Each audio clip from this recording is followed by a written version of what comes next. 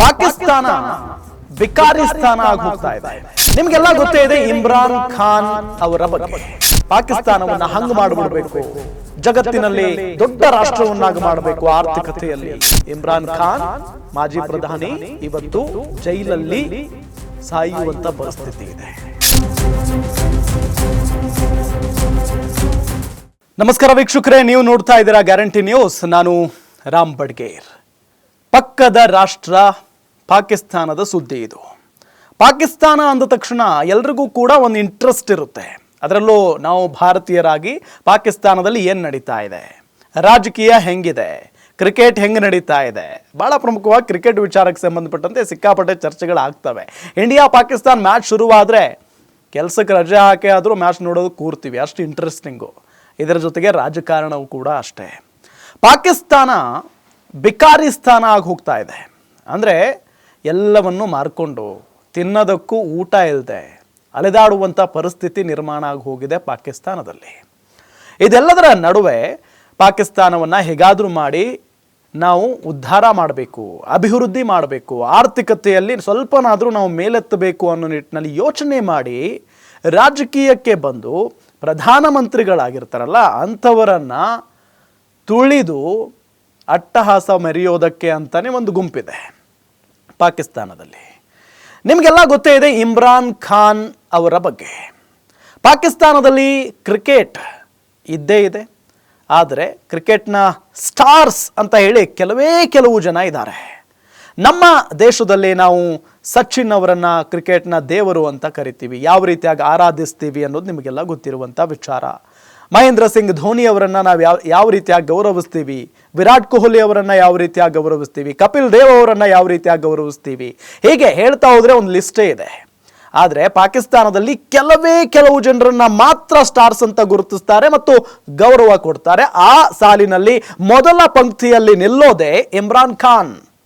ಇಮ್ರಾನ್ ಖಾನ್ ಒಂದು ದೊಡ್ಡ ಆಸೆ, ಪಾಕಿಸ್ತಾನವನ್ನು ಹಂಗೆ ಮಾಡಿಬಿಡ್ಬೇಕು, ಜಗತ್ತಿನಲ್ಲಿ ದೊಡ್ಡ ರಾಷ್ಟ್ರವನ್ನಾಗಿ ಮಾಡಬೇಕು, ಆರ್ಥಿಕತೆಯಲ್ಲಿ ಅಭಿವೃದ್ಧಿ ಹೊಂದಿದ ರಾಷ್ಟ್ರವನ್ನಾಗಿ ಮಾಡಬೇಕು.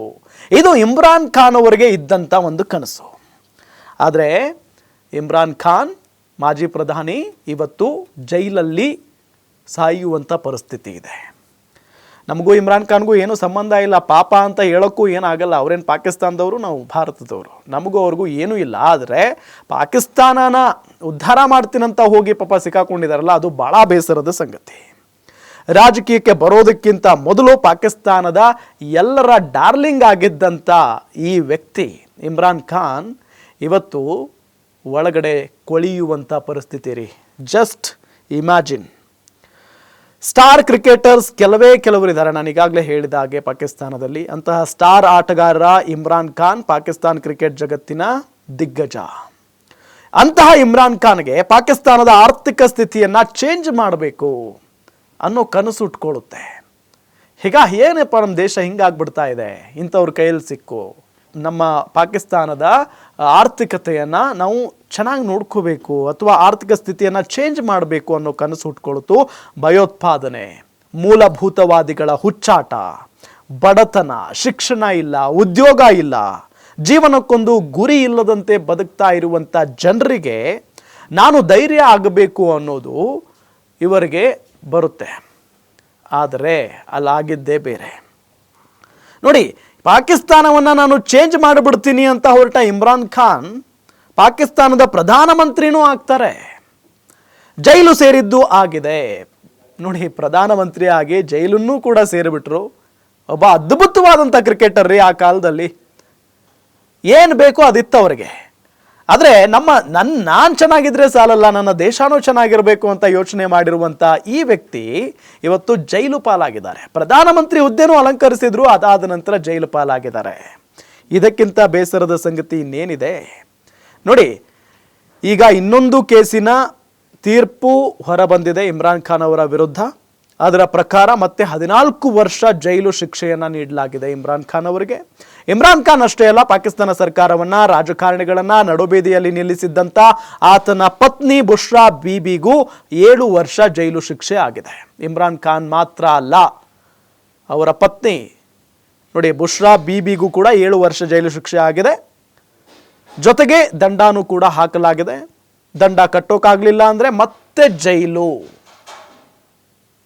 ಮತ್ತೆ ಇನ್ನಷ್ಟು ದಿನಗಳ ಕಾಲ ವಿಸ್ತರಣೆ ಮಾಡ್ತಾರೆ ಜೈಲು ಶಿಕ್ಷೆಯನ್ನು. ಅಲ್ ಖಾದೀರ್ ಯೂನಿವರ್ಸಿಟಿ ಪ್ರಾಜೆಕ್ಟ್ ಟ್ರಸ್ಟ್ ವಿಚಾರದಲ್ಲಿ ಅವ್ಯವಹಾರ ನಡೆದಿದೆಯಂತೆ.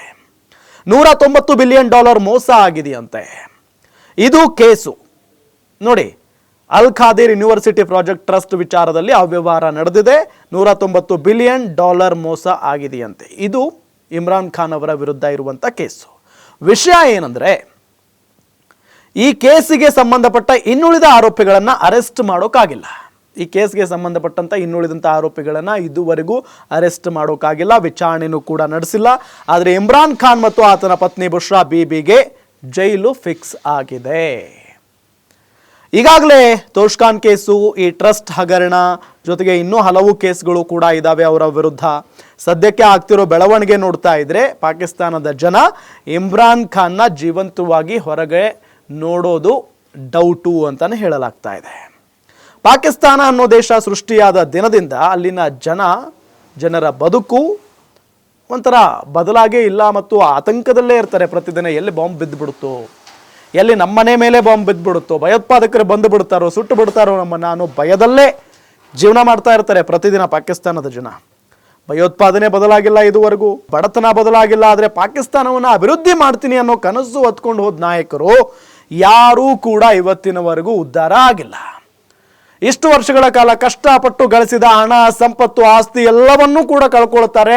ಕೊನೆಗೆ ಅವರು ಜೈಲಲ್ಲಿ ಹೋಗಿ ಕೂರ್ತಾರೆ, ಇಲ್ಲ ದೇಶ ಬಿಟ್ಟು ಪರಾರಿ ಆಗ್ತಾರೆ. ಈಗ ಇಮ್ರಾನ್ ಖಾನ್ ಸರದಿ ಅಷ್ಟೇ, ಮತ್ತೇನೂ ಇಲ್ಲ. ಪಾಕಿಸ್ತಾನ ಉದ್ಧಾರ ಮಾಡಬೇಕು ಅಂತ ಯಾರೆಲ್ಲ ಬಂದಿದ್ರೋ ಅವರೆಲ್ಲರ ಪರಿಸ್ಥಿತಿಯೂ ಕೂಡ ಇದೇ ಆಗಿದೆ. ಇಷ್ಟೇ, ಆರಾಮಾಗಿ ಕ್ರಿಕೆಟ್ ಆಡಿ ಸಾಕಷ್ಟು ಹಣ ಆಸ್ತಿ ಸಂಪಾದನೆ ಮಾಡಿದ್ದಂಥ ಇಮ್ರಾನ್ ಖಾನ್ ಪ್ರಧಾನಮಂತ್ರಿ ಆಗ್ತಾರೆ. ದೇಶವನ್ನು ಉದ್ಧಾರ ಮಾಡಬೇಕು, ಭಯೋತ್ಪಾದನೆಯನ್ನು ಹತ್ತಿಕ್ಕಬೇಕು, ಬಡತನವನ್ನು ಓಡಿಸಬೇಕು, ಆರ್ಥಿಕತೆಯಲ್ಲಿ ನಾವು ಸಬಲರಾಗಬೇಕು ಅಂತ ಕನಸು ಕಂಡಿದ್ದಂಥ ಇಮ್ರಾನ್ ಖಾನ್ ಇವತ್ತು ಅಪರಾಧಿ. ಜೈಲು ಶಿಕ್ಷೆಯನ್ನು ಅನುಭವಿಸಬೇಕು ಮತ್ತು ಅವರು ಜೀವಂತವಾಗಿ ಹೊರಗಡೆ ಬರ್ತಾರಾ ಇಲ್ವಾ ಅನ್ನೋದೇ ಗೊತ್ತಿಲ್ಲ. ನೋಡ್ತಾ ಇರಿ ಗ್ಯಾರಂಟಿ ನ್ಯೂಸ್, ಸುದ್ದಿ ಖಚಿತ, ನ್ಯಾಯ ನಿಶ್ಚಿತ. ಗ್ಯಾರಂಟಿ ನ್ಯೂಸ್, ಸುದ್ದಿ ಖಚಿತ, ನ್ಯಾಯ ನಿಶ್ಚಿತ.